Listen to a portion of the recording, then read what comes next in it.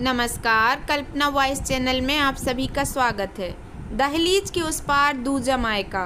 माही हैरान परेशान, अपनी कानों पर उसे यकीन नहीं हो रहा था कि उसकी अपनी जननी माँ भाभी के साथ मिलकर उसके बारे में ऐसी बातें करेंगी।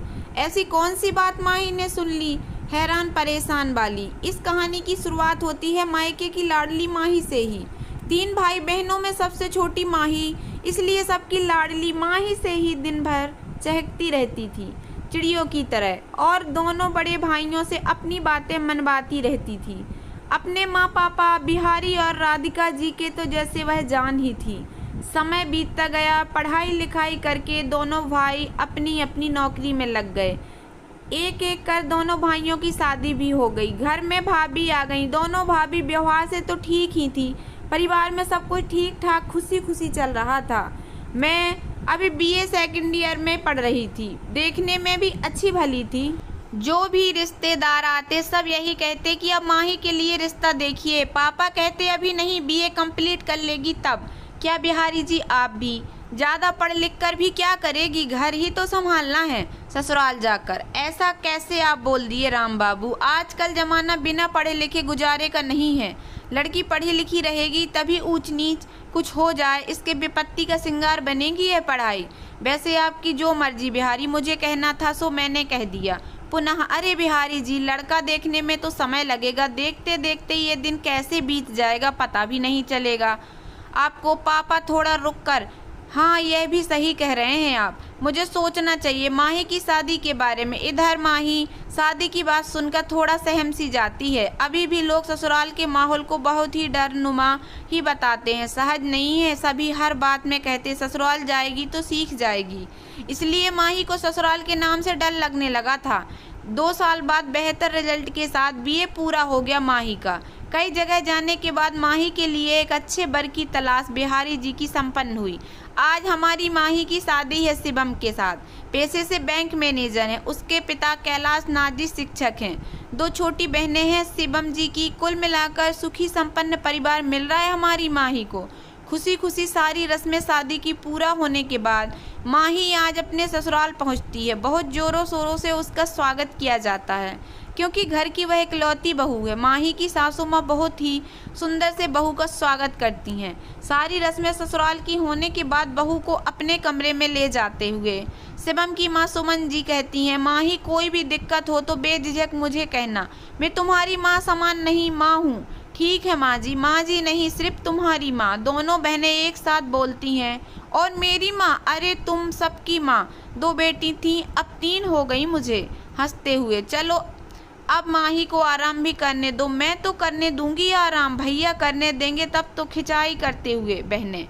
माही को हैरत हो रही थी कि यह सिर्फ मेरी सासू माँ का दिखावा था या फिर सच में शिवम की माँ ऐसी हैं।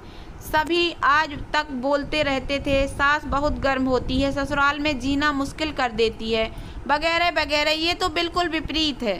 तभी शिवम बाथरूम से फ्रेश होकर आते हैं। कहाँ खो गई मेरी माही? बस कहीं नहीं, यूं ही शिवम की बाहों में लिपटते हुए, आपके बारे में ही सोच रही थी। क्या क्या? अभी नहीं बताऊंगी, सो जाइए। दोनों सो जाते हैं। कल की नई सवेरे नई उम्मीदों के साथ सुबह जब आंखें खुलती हैं, माही देखती है कि सुमन जी सारा काम कर चुकी होती हैं। माही, पहले तुम स्नान करके पूजा कर लो, फिर सभी साथ में नाश्ता करेंगे। जी ठीक है। माही, माँ आपने मुझे जगाया क्यों नहीं? कुछ काम में हाथ बटा देती मैं भी। अरे बेटा, अभी तुम्हारे मेहंदी के रंग है, इसे आराम से रहने दो। ये रंग जितना लंबा चलेगा तुम लोगों का जीवन उतना ही सुखी रहेगा। मैं हूँ ना अभी, और कौन सा कहती हूँ कि तुमको नहीं करना है। मेरे बुढ़ापे का सहारा तुम ही तो बनोगी। 2-4 दिन इसी तरह बीत गए। माही, मुझे मम्मी के यहाँ जाना है। कोई बात नहीं, सुमन जी ने कहा। शिवम, माही को जाओ मम्मी के यहाँ से घुमा लाओ। ठीक है माँ। जब माही अपनी मम्मी के यहाँ जाती तो 1-2 सप्ताह रुक जाती। यह बातें कैलाश नाथ जी को अच्छी नहीं लगती। हमेशा कहते कि आप बहू को सर चढ़ा दी हैं। बेटी कहकर शादी के बाद इतना कोई मायके जाता है क्या? सुमन जी कहती कि अभी बच्ची है, ना समझे, जब बाल बच्चे होंगे तो खुद ही जिम्मेदारी का एहसास होगा। वो दिन समझदारी का आ जाएगा कि ससुराल ही उसका अपना घर है। अभी तो मैं हूँ ना घर देखने के लिए। बच्ची है, जाने दीजिए। धीरे धीरे समय अपनी गति से बीत गया। 6 साल बाद 2 बच्चों की माँ बन गई माही, लेकिन फिर भी उसका आदत नहीं छूटा मायके जाने वाला।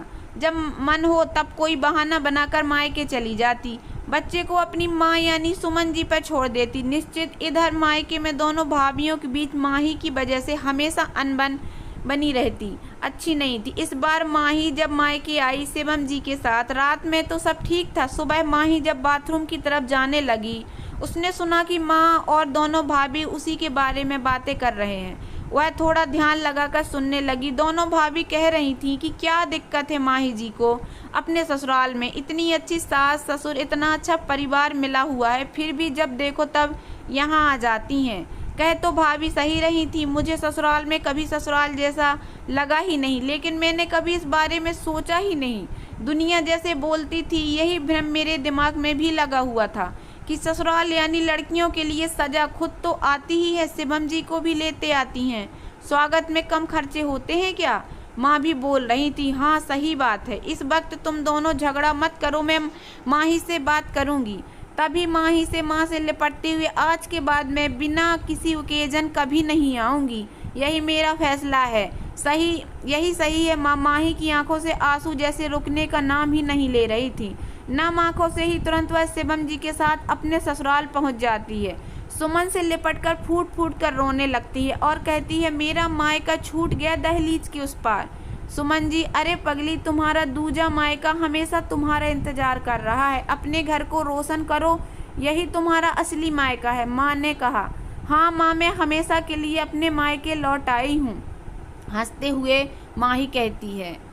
तो दोस्तों, कैसी लगी आप लोगों को मेरी ये छोटी सी कहानी? अगर आप लोगों को कहानी पसंद आई हो तो प्लीज़ मेरे वीडियो को लाइक कर देना, चैनल पर नया है तो प्लीज़ सब्सक्राइब कर लेना। धन्यवाद।